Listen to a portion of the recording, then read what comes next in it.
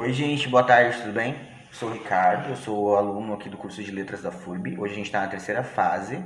É, Nós estamos nesse trabalho que eu estou me debruçando hoje para tentar explicar para vocês, da disciplina de Fonética e Fonologia da Língua Portuguesa, ministrada pela professora Amanda Maria de Oliveira. Ela então orientou a gente previamente a um trabalho que seria em grupo, né? No meu caso, individual, e aí a minha orientação era que eu me debruçasse sobre a teoria da sílaba e também sobre a questão do combate ao preconceito linguístico e a relação entre fala e escrita, né? Então é isso que eu vou tentar hoje explicar para vocês um pouquinho, tá bom? Então, para a gente primeiramente buscar entender o que é uma sílaba, esse é o ponto de partida da minha explicação, né? Então, a sílaba ela nada mais é do que um impulso de voz que ele é estudado sob perspectivas fonológicas. Então, esse impulso que a gente faz para proferir alguns fonemas, né, ele é estudado como uma estrutura. Então, essa estrutura a gente chama de sílaba, correto? Mas isso, assim, em primeiro momento, para deixar claro, é que não é um consenso entre os pesquisadores, tá? Existem algumas divergências aí. Hoje a gente vai se debruçar mais especificamente sobre a perspectiva mais caliariana de estudo silábico, né? E é isso, eu acredito que a gente sai desse modelo linear que a gente estava entendendo em fonologia gerativa e passa a entender a sílaba agora como uma estrutura que ela não é mais linear. Então a gente pega a sílaba e quebra ela em pedacinhos menores. Antes a gente entendia a sílaba divisível somente entre fonemas. Então a menor unidade de estudo que a gente poderia ter dentro de uma sílaba era um fonema. Hoje a gente entende de forma diferente. Consegue ver que a sílaba consegue se dividir em pedaços ainda menores, né? E é isso então que a gente vai hoje olhar com um olhar um pouco mais teórico, né? Então, como a gente constitui esse modelo silábico que a gente está entendendo aqui? Primeiro momento, a gente tem o onset, ou o ataque silábico, né?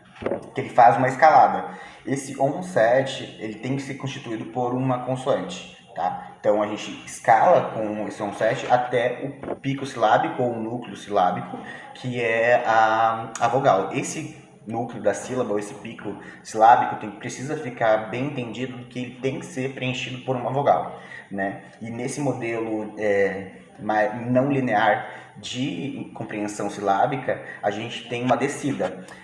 Lembra que a gente falou agora mesmo que teve uma escalada, então essa escalada é feita pela consoante, no pico a gente tem a vogal e a gente faz uma descida. Essa descida ela também tem que ser ocupada por uma consoante. Então a gente chama essa descida de coda silábica, certo?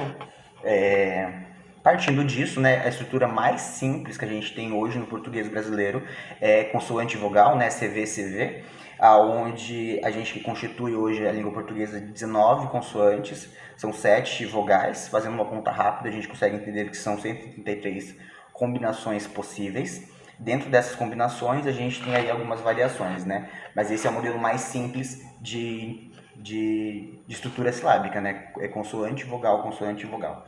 Vamos lá. Mas partindo disso também, gente, a gente tem que entender que tem estruturas silábicas que são um pouco mais complexas, né? Então, esse modelo mais simplificado de sílaba, ele chama-se de modelo aberto, né? Onde termina com uma vogal.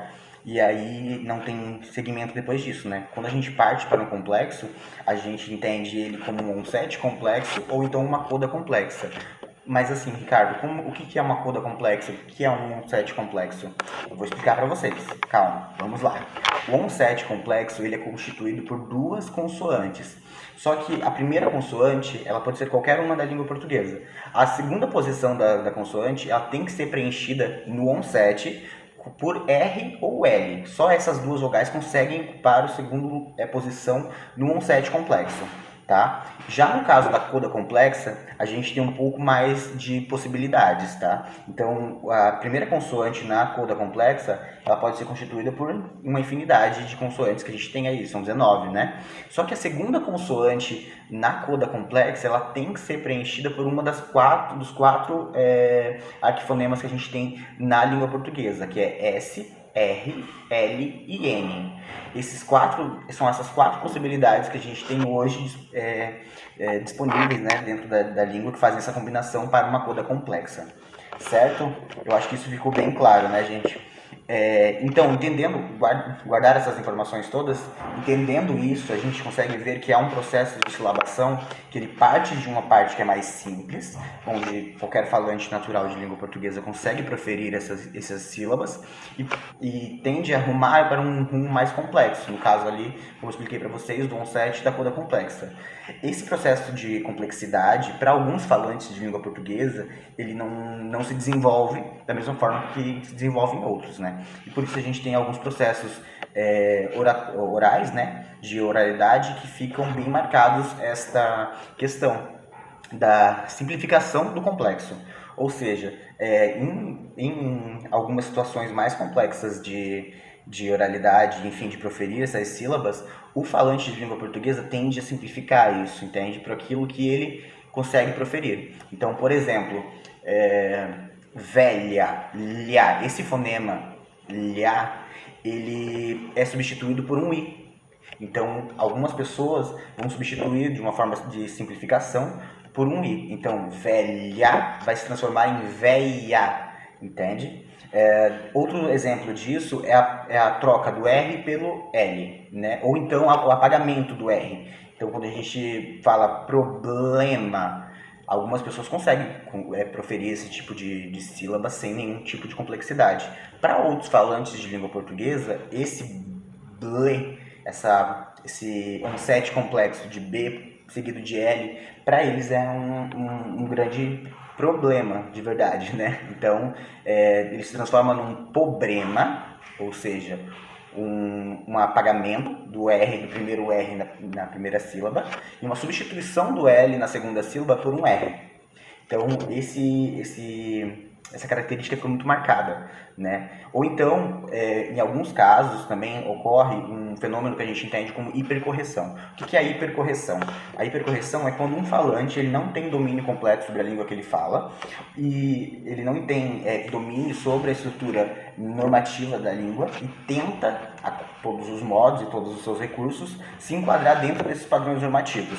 Então, é o caso do problema se transformar num problema, né? Então, essa substituição do R, que é mais simples, por um L, que é mais complexo na primeira sílaba, acontece também em língua portuguesa, tá? E isso a gente chama de fenômeno de hipercorreção, tá? Então, o fenômeno de hipercorreção ele também ocorre em alguns plurais. Quando a gente coloca um S onde não tem, a gente coloca um R onde não tem. Hoje, com toda essa tecnologia que a gente observa, os modos de comunicação, de contato serem cada vez mais rápidos e menos formais, há também um fenômeno que a gente fala de simplificação, né? A simplificação ela é aquele abreviamento de palavras que a gente faz usualmente no WhatsApp. Então, pergunta para uma pessoa, está tudo bem? Está tudo bem contigo? Você manda só um T, um D, um B e um M. Então, esse fenômeno de simplificação também ocorre. E para um falante de língua portuguesa, ele consegue associar normalmente com a expressão, né, de perguntar se você está tudo bem, sem precisar proferir todos os fonemas que tem nessa oração, né? Eu acho que isso vai ficar bem marcado pra gente aqui. Pra gente finalizar aqui minha apresentação, gente, eu vou deixar para vocês a recomendação de um vídeo onde vocês conseguem observar todos esses processos de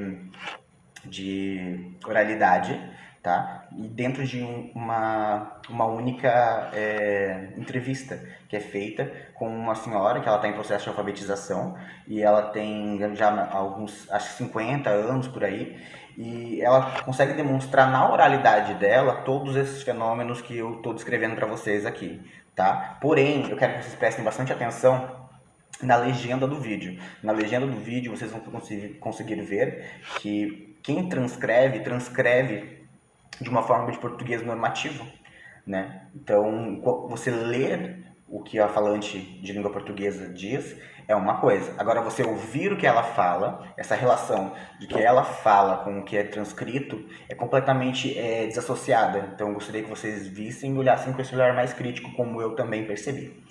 É isso. Um abraço, gente. Até o próximo vídeo.